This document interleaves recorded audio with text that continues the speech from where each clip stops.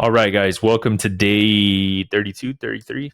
I don't know. I lose track every single time. I'm making these videos like back to back, but like I'm losing track. Anyways, all right, guys, welcome to the Trading Day Academy. In today's video, we're going to be talking about optimal trade entry or OTE. Okay, so in order to find OTE, we're pretty much going back to the basics, right? External ranges or internal ranges, right? This works really well with external ranges, though. Whatever time frame you guys want to use, daily, 1 hour, 4 hour, whatever. It works on all time frames. Just find your external range. Okay. So let's say you have the external range, and let me actually go ahead and minimize this. We'll draw a range real quick, but let me mark out a range really fast. I should have done this before, but it's totally fine. Mark out a range really quick here. Boom.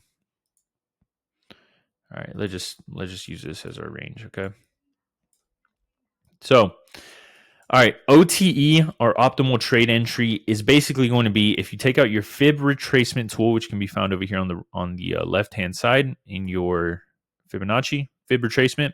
This is what I like to use to identify my premium and discount in any range. So all you want to do is find that swing high and swing low, and then mark it out like this. And then what you guys want to do next is you guys can come into your Fibonacci settings and turn on the 0.62 and the 0.79. You guys can edit whatever boxes you guys want. You guys can copy my settings as well. We'll talk about what these numbers mean right here very soon. But OTE, all you want to do is just mark out your 1, your halfway point, your starting point, and then the 62 and 79 retracement levels for your Fibonacci, right? It's 0.62 and 0.79. This is your optimal trade entry. Okay, so what does this mean? So when you have a range, right, you guys know about discount and premium already, which is good.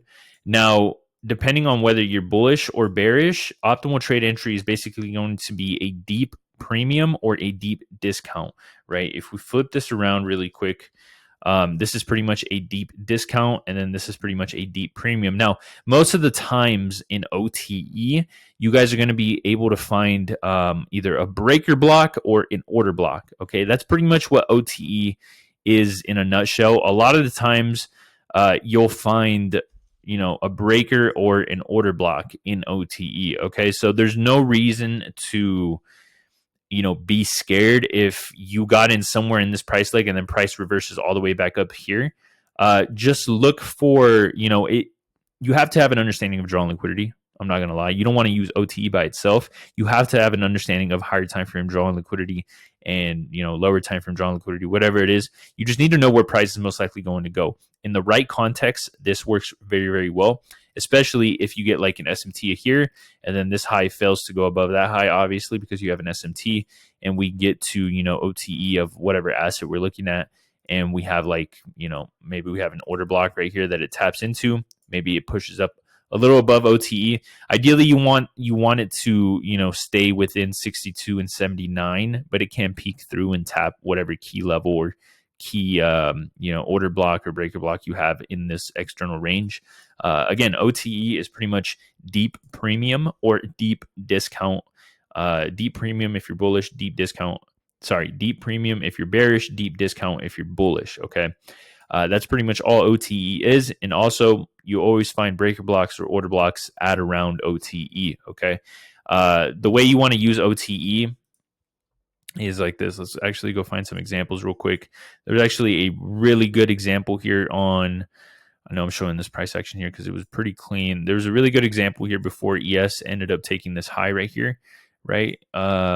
We had SMT, and then if you bring out your fib from this low to this high, you notice that, boom, right? We're in OTE perfectly.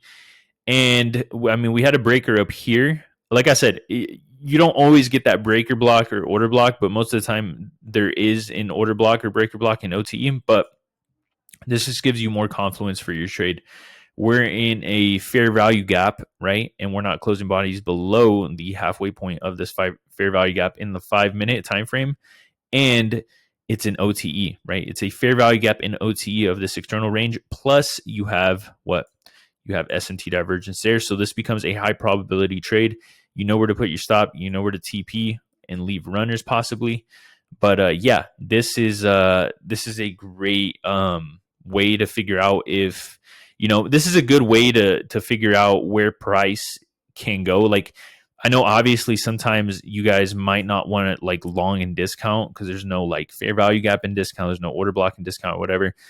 This is actually a good way to identify, if price goes below discount and you don't see any sort of reaction, you could throw on the OTE, and then you can look around these levels. Ideally, again, you want to stay in between them and then start pushing out of it.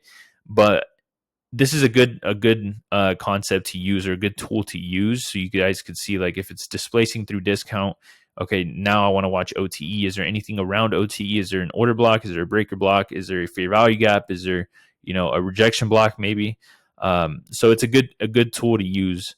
But yeah, that is pretty much what optimal trade entry, or OTE, is. Hope you guys enjoyed the video. Hope you guys are liking the academy. We're zooming through these videos. But yeah, appreciate everybody watching, and I'll catch you guys in the next one.